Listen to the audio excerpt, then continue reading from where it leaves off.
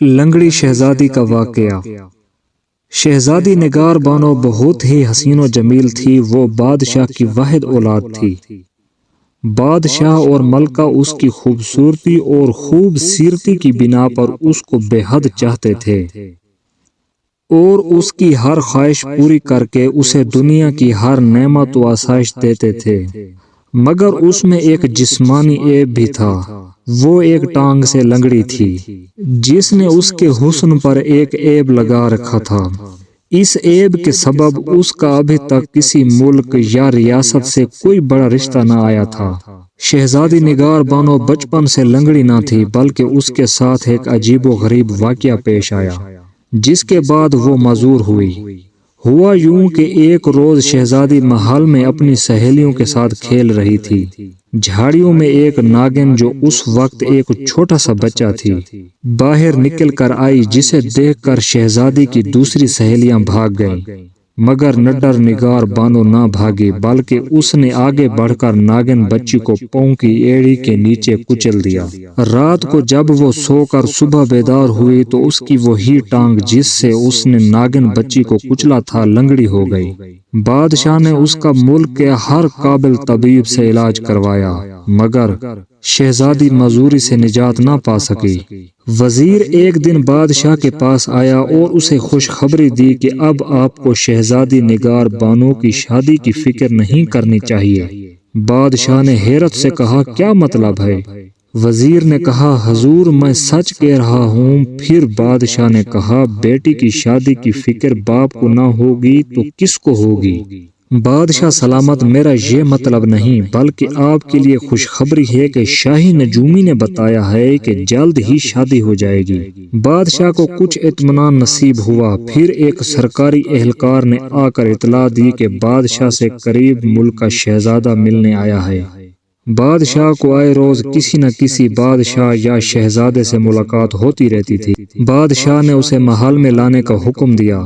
بادشاہ نے اسے بیٹھنے کو کہا اور پوچھا، شہزادے کیسے آنا ہوا؟ شہزادے نے کہا، وہ شہزادی نگار بانو سے شادی کا خواہش مند ہے۔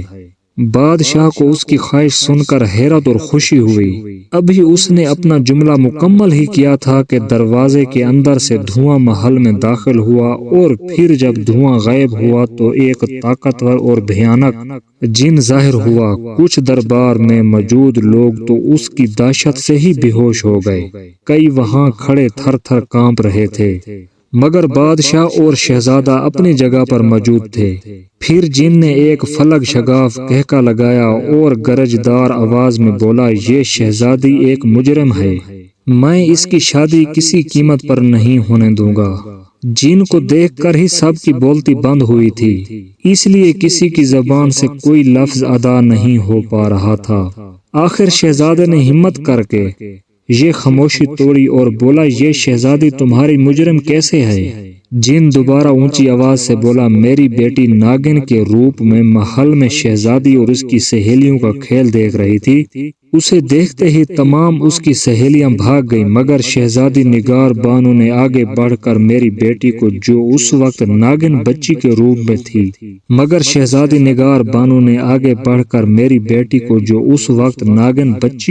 میں تھی، کچل ڈالا، اور میں اپنی اکلوتی اولاد سے ہمیشہ کے لیے مرحوم ہو گیا۔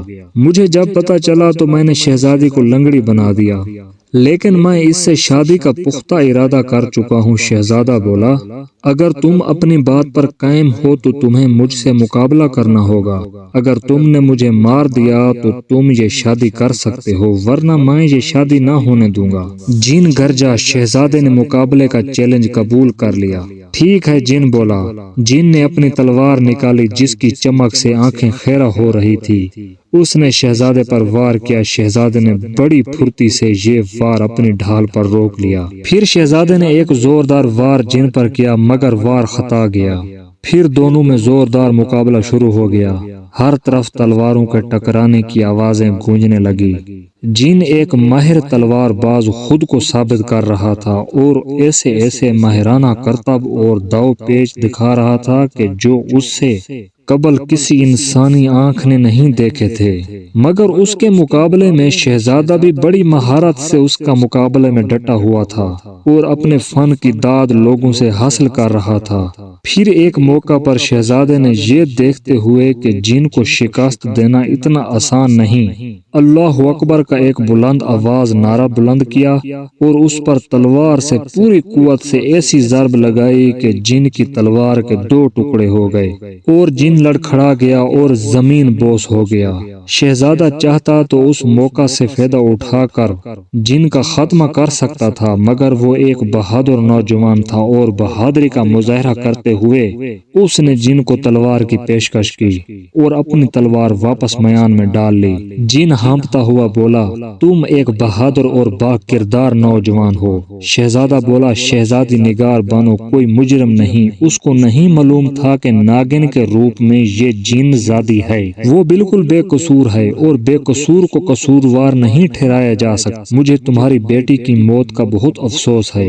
اکلوتی اولاد کے جدا ہونے کا دکھ صرف دکھی ہی محسوس کر سکتا ہے، کوئی دوسرا اسے الفاظ میں بیان نہیں کر سکتا۔ تم سوچو، اگر کوئی تمہاری بیٹی کے ساتھ نادانستگی میں برا سلوک کر بیٹھا تو کیا تم اسے قصوروار سمجھتے؟ یہ شہزادی بھی بادشاہ کی اکلوتی اولاد ہے، کیا اسے اذیت دے کر تمہاری بیٹی واپس آ جائے گی؟ شہزادے نے دیکھا جن کی آنکھوں میں آنسو ٹپک رہے ہیں۔ اس نے بھرائی ہوئی آواز میں کہا، واقعی اس نے یعنی شہزادی نے بالکل نادانستگی میں میری بیٹی کو مارا ہے، وہ بے قصور ہے، میں اپنی بیٹی کا وہ قتل معاف کر دیتا ہوں۔ تم شہزادی سے شادی کر سکتے ہو، میں اب ہمیشہ کے لیے یہاں سے جا رہا ہوں۔ یہ کہا کہ وہ دوبارہ دھواں میں تبدیل ہوا اور محل کے دروازے سے باہر نکل گیا۔ شہزادے کی شادی شہزادی نگار بانو سے ہو گئی اور اس کے بعد وہ جن کبھی نہیں آیا۔ شہزادی بھی دوبارہ سے تندرست ہو گئی کیونکہ جن نے اپنے عمل کو واپس لے لیا تھا۔ دوستو، ویڈیو کو لائک کرنا، شیئر کرنا اور چینل کو سبسکرائب کرنا۔